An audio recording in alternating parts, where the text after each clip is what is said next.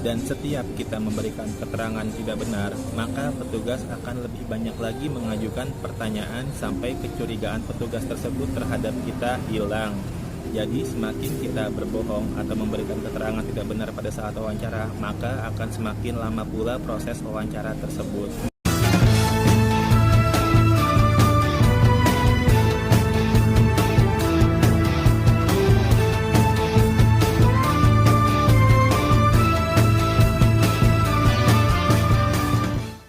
Assalamualaikum warahmatullahi wabarakatuh. Kembali lagi di channel saya. Pada kesempatan kali ini saya akan membahas tentang hal-hal apa saja yang bisa membuat permohonan paspor kita ditolak oleh petugas imigrasi. Kita mulai pembahasan kali ini, semoga bisa bermanfaat untuk teman-teman semuanya. Hal pertama yang membuat permohonan paspor kita ditolak oleh petugas imigrasi adalah ketidaklengkapan dokumen.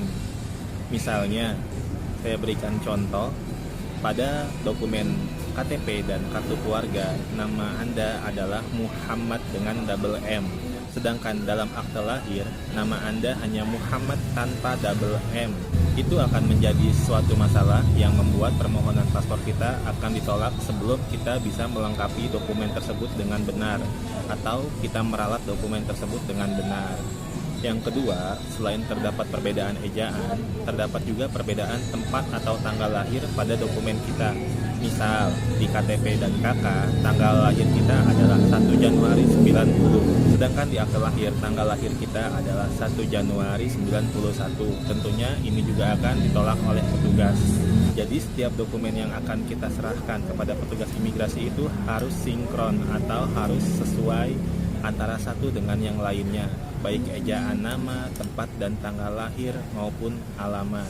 Yang kedua, yang menyebabkan dokumen kita ditolak oleh petugas adalah kita tidak membawa semua dokumen yang diperlukan. Misalnya, kita hanya membawa KTP dan kartu keluarga sedangkan akte lahir tidak dibawa, atau kita membawa semuanya, KTP, KK dan kartu keluarga, namun salah satu dokumen tersebut ada yang tidak dibawa berkas aslinya.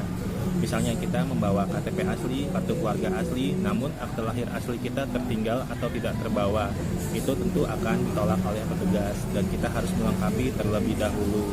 3 hal tersebut dilakukan oleh loket pemeriksaan berkas, yaitu sebelum masuk loket wawancara. Setelah 3 pemeriksaan poin-poin tadi selesai, maka kita akan dilanjutkan ke loket wawancara. Dan di sini pun permohonan kita masih bisa ditolak oleh petugas. Dan inilah poin-poin yang dijadikan penilaian petugas pada permohonan paspor kita. Yang pertama, yang membuat permohonan paspor ditolak oleh petugas wawancara adalah tujuan yang masih belum jelas. Yang dimaksud tujuan belum jelas itu, ketika kita ditanya oleh petugas wawancara, kita tidak bisa memberikan jawaban yang pasti. Kita perginya, kapan kita pulangnya, atau kita tidak bisa menjelaskan di mana tempat kita stay di negara tersebut. Ini juga akan menjadikan pertimbangan buruk oleh petugas imigrasi. Yang kedua, biasanya yang menyebabkan kita ditolak oleh petugas wawancara adalah perihal pekerjaan kita.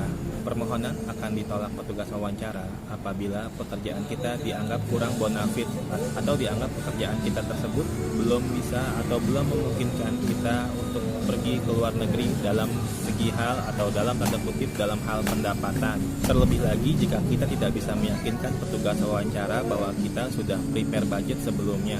Saya berikan contoh, seumpama pekerjaan kita bergaji di bawah UMR, namun kita ingin keluar negeri, kita bisa menjelaskan kepada petugas bahwa walaupun gaji kita di bawah UMR, tapi kita sudah mempersiapkan budget berbulan-bulan sebelumnya, sehingga kita bisa atau kita mampu untuk membeli tiket pulang pergi serta booking hotel di luar negeri dan semisalnya. Jika kita menjelaskan hal ini kepada petugas, tentunya itu akan membuat petugas lebih yakin. Dan yang ketiga, ini poin yang sering membuat petugas menolak permohonan paspor kita, yaitu kita memberikan keterangan yang tidak benar saat wawancara paspor. Saya berikan contoh, kita ingin membuat paspor untuk keperluan umroh, tapi kita memberikan keterangan pada petugas wawancara bahwa kita hanya ingin wisata. atau kita ingin bekerja di luar negeri namun kita memberikan keterangan kepada petugas imigrasi bahwa kita hanya ingin wisata bukan bekerja. Nah, tentunya petugas akan mencurigai keterangan seperti ini dari bahasa tubuh kita. Dan setiap kita memberikan keterangan tidak benar, maka petugas akan lebih banyak lagi mengajukan pertanyaan sampai kecurigaan petugas tersebut terhadap kita hilang. Jadi semakin kita berbohong atau memberikan keterangan tidak benar pada saat wawancara, maka akan semakin lama pula proses wawancara tersebut. Baik, kurang lebih seperti itu poin hal-hal yang membuat permohonan paspor kita ditolak oleh petugas wawancara.